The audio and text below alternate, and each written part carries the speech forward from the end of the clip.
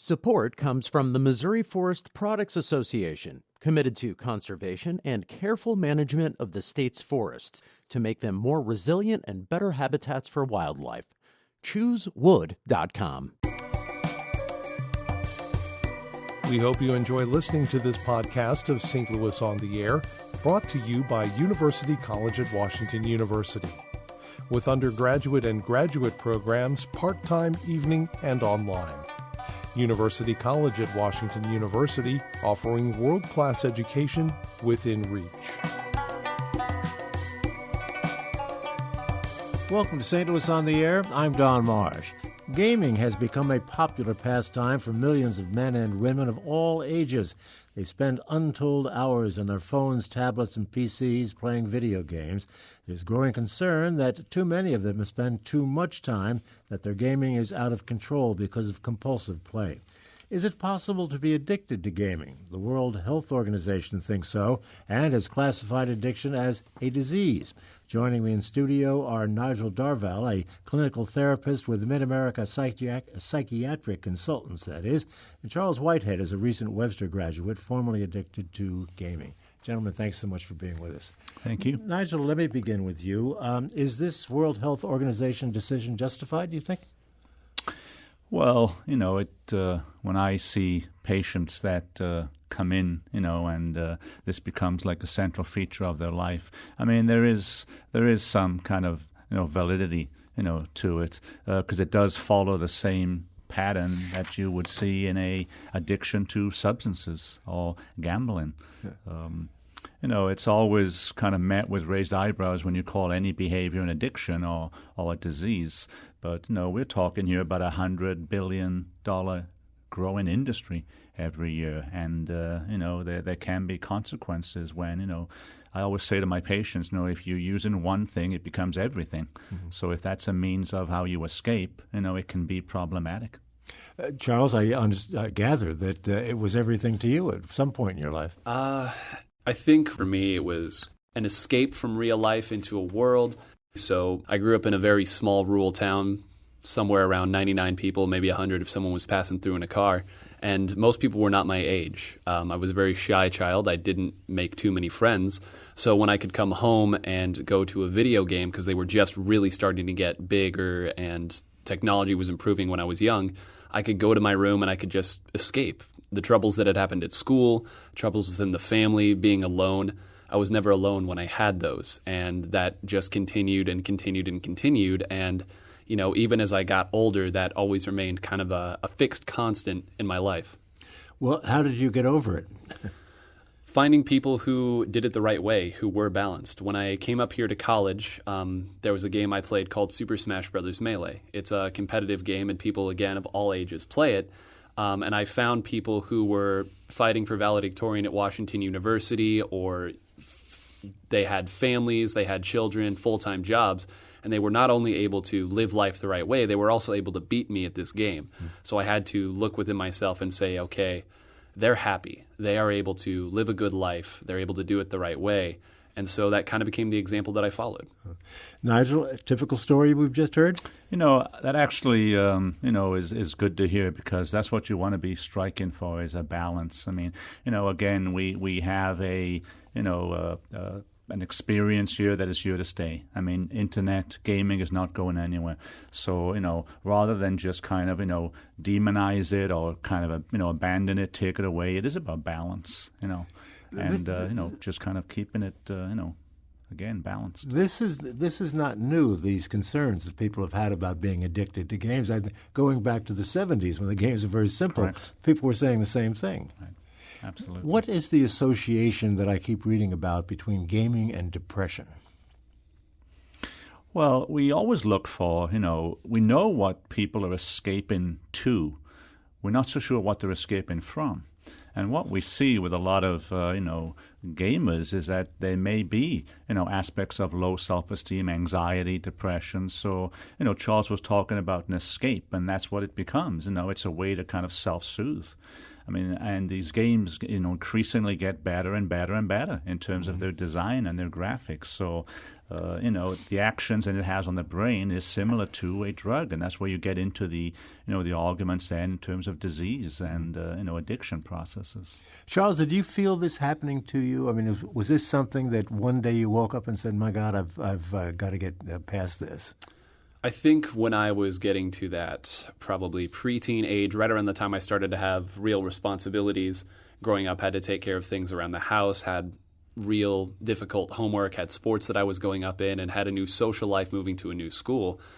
And that was when the addiction was certainly at that stage before, but I couldn't really tell because it wasn't interrupting anything. I was in grade school, very little responsibility, and it wasn't until I started to get those responsibilities that I knew this is becoming a severe inhibition to my growth and to what it is I'm trying to accomplish in my life. But at that point, it was kind of too late. I didn't really know where else to go. I still struggled socially, so they were still there, and the problem was still there as well. Nigel, what is going on in the brain when this is happening? Well, we live in a society where it's 24/7. We are on all the time. And, when people come to see me, that's one of their chief complaints, is that how can they get away from themselves? So it's this kind of hurry, sickness, culture that we have. I mean, we expect more from technology than we do from each other. So, when Charles talks about balance, it's also about the right type of connection. So it is addressing perhaps underlying symptoms like depression and stress management. And, gaming is also about, time management. It's about, again, balancing that. But, I was just saying earlier, we're facing in our history a massive migration that we've never seen in terms of people moving indoors. They're not going out anymore. It's almost like a nature deficit disorder, we're going to be seeing. Is it dangerous? It can be, well, I wouldn't say it can be dangerous. It's problematic in terms of what it gets in the way of. I will have a parent call me up and say, I've got a son or daughter who's online all the time gaming and interacting with who knows who, all across the world. And what they're always asking me is this an addiction? Is it dangerous? Is it a problem? And what I like them to consider is, what's it getting in the way of? If we've got an individual who's doing well at school, at work, and is achieving that balance, well, then there's nothing wrong with a little bit of escape. I think the concern is when parents and concerned others really kind of lack awareness or knowledge about what their child or even partner is doing. I often, recommend that parents sit down with their kids or who they're concerned with and just have them share what their experience is with gaming. I mean, they can actually find out a lot, and that's really about, connecting with the person. I'd like to invite our listening audience to get into this conversation the time that we have. Perhaps you have experience with gaming or maybe even feel that you were addicted to it or are addicted to it. Give us a call at 382-8255. That's 382-TALK. You can send us an email to talk@stlpublicradio.org, or if you'd prefer to send us a tweet, do so at STL On Air. Charles, was there a withdrawal situation when you were pulling away from this? A withdrawal. Whenever you make a big change in your life, if you do it too abruptly, I think that there would absolutely be a withdrawal, but that wasn't really the case for me. I was still running cross country and track. I was becoming more, adept at speaking to people, and I was more involved with things on campus. So it was slowly chipping away at that time, and it was learning how to manage that time better. Because as I said earlier, these people that I was learning this balance from, they were still better than me at the game, despite the fact that I was putting in many more hours. So it kind of became an additional challenge for me to say, how can I use this time that I do spend more wisely? So there wasn't really a withdrawal for me because of the way that I went about it. How many hours a day were you spending gaming? At my peak, it was at my peak, my heyday, we'll call it that. During school nights, I'd get home at 3, finish homework by 4:30, and probably game until 10:30. And then during summers, you'd get in the double digits, no question, 9, 10, even 11 hours. Nigel, when does it become a problem, when the time you spend? Well, and what Charles is talking about is that it's, that is not uncommon. That you can get that just as kind of like a baseline from 6 hours, on. for me, it's a problem when you're you're just neglecting other responsibilities and obligations. So, you're not going to work, you're not going to school, you're not fulfilling your, responsibilities in terms of, work or school assignments. So it's basically like any addiction is when it gets in the way and it becomes your everything. If you're not spending that kind of time gaming, is there any therapeutic value to gaming itself if you don't overdo it? Absolutely. Again, it's about, when we look at addiction and what treatment works, there's many, options and resources, but the opposite of addiction is connection. But it's the right type of connection. So, it has been shown to be soothing, relaxing, kind of balance out anxiety states and get a person to feel, that they're not kind of in their head so much. So there can be, therapeutic value to it. It can be used as a relaxation. Charles, I have a feeling in what you've said so far that for you it wasn't a question of being soothed so much as it was a challenge, a competition. Mm-hmm. Absolutely. Competition is, I've been involved in sports for as long as I can remember, and that goes as well with video games. And one of the reasons that I think video game addiction and a reliance on video games has become so widespread is because they are able to scratch so many itches. There is the therapeutic. There are the massive multiplayer online games where you can become an entirely different person and live a separate life. Social. Yeah, social. And there's also the competition. So for me, the competition was the part that I wanted to do the most. And, I can remember growing up nearby bowling alley, going and taking my stack of quarters and playing people in the old Marvel vs. Capcom machines because, one thing that gaming has that a lot of other mediums don't is the interaction with other people. You can watch a movie, but what's proper theater etiquette? To be quiet, don't say anything, and then afterwards you can talk about your experience. But if you're playing a game with somebody, and especially nowadays online, it's social as well. And we were talking in the lobby, it's how would people look at playing an online game with friends versus going outside and shooting a basketball with friends? They've kind of become one and the same in terms of how youth view it, but I think that a lot of people view those two things very differently. Yeah. Nigel, is it possible to be genetically disposed to this sort of thing? We hear about that with other kinds of addiction. Well, what I would say to that is that we do look for family patterns of if there is things like depression or anxiety, or again if there is compulsive behaviors in families. But again, so much of this is around also kind of finding value and acceptance, within yourself from others. There's this sense of wanting to fit in, but also belonging. Charles was talking about, you can create your own avatar, your persona. I mean, you can be somebody you're not in your real life. Your offline life, you may be struggling, whereas online, you're kind of at the next level and you're feeling pretty good about things. Yeah. Charles, have you gone cold turkey on this thing, or just still spend a little time gaming? So it's actually kind of a fun story. These days, I actually work as a commentator for my favorite game, which is called Splatoon 2 for Nintendo Switch, and I do that with Nintendo. So the company that has made all of these games that I have been addicted to and now kind of have a good relationship with, it's now part of my professional life.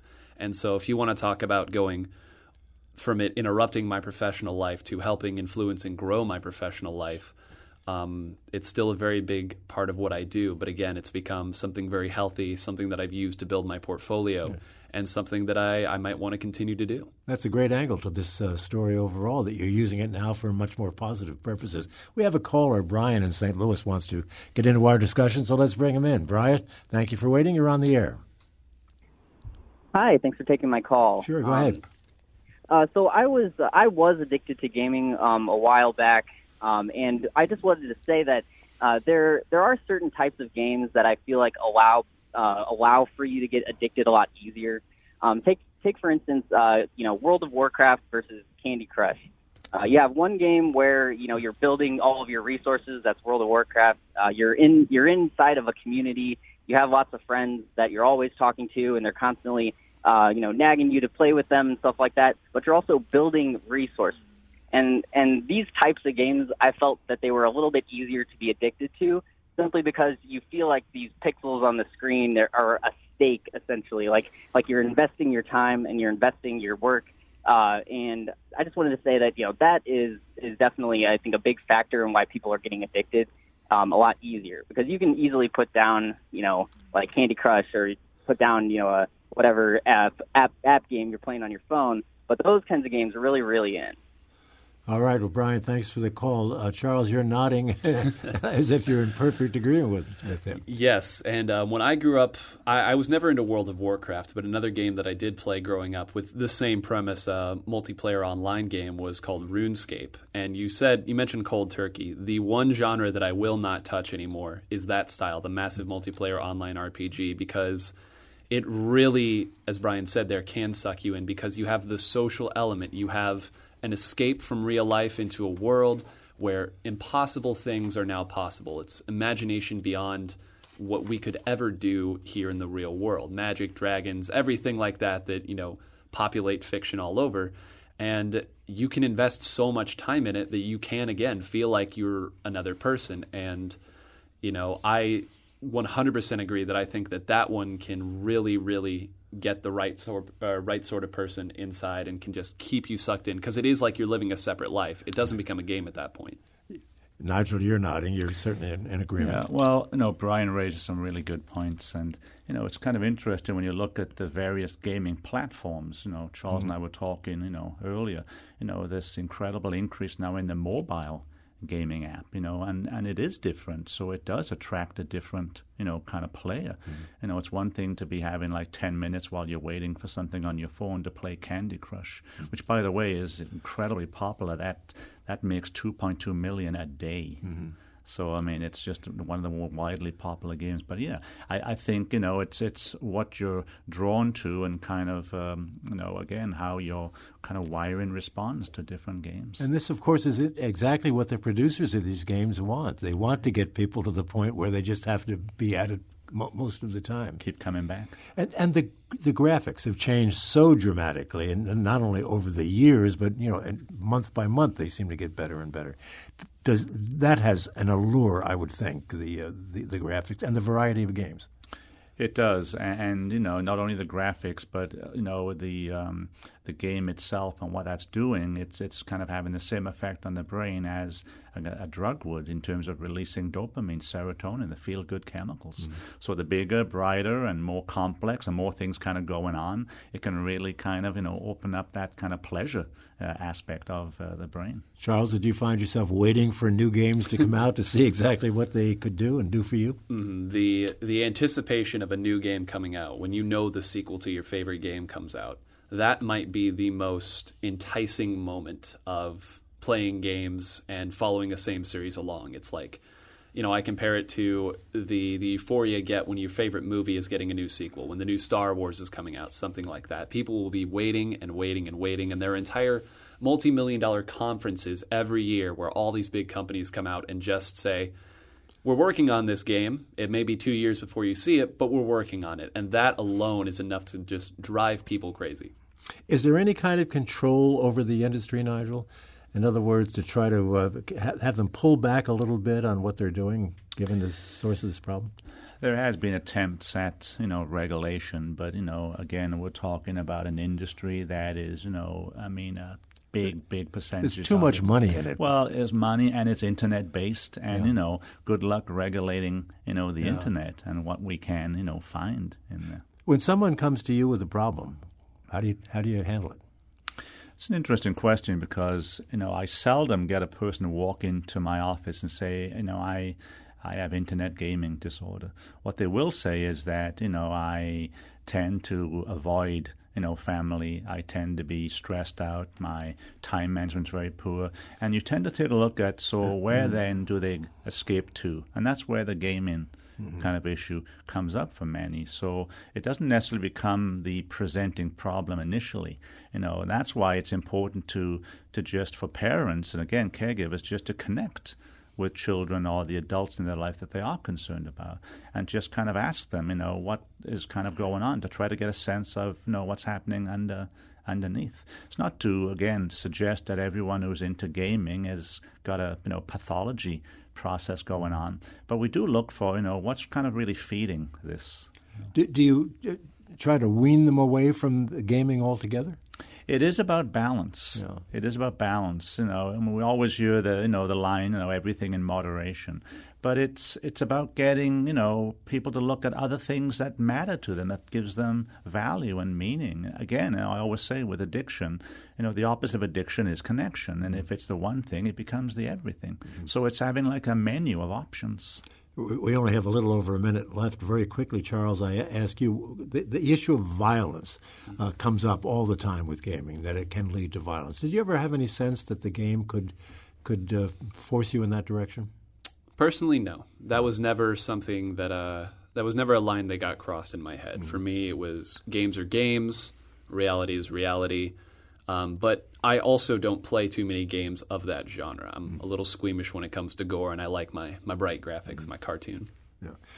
And again, 45 seconds left, Nigel. People seem to be addicted to their telephones. They're not playing games at all. They're addicted to this new technology. What's your comment on that? Well, we expect more from technology than we do from each other. And, we've really got to ask ourselves, what's it going to take for us to reconnect, to be more kind of involved and to pursue, relationships. It's not always about correction, it is about connection. And so, I would just say that, if there's concern of any kind of digital or technology taking you over, consider a digital diet. Focus on balance in your life. And parents, keep an eye on what the younger kids are doing. Make sure they're not spending too much time. Absolutely. Well, Charles Whitehead, and thank you so much for being with us. I'm glad you're clean now, as we say to addicts. And Nigel, thank you so much for being with us. Pleasure. Thank you. Most interesting indeed. This is St. Louis on the Air on St. Louis Public Radio, 90.7 KWMU.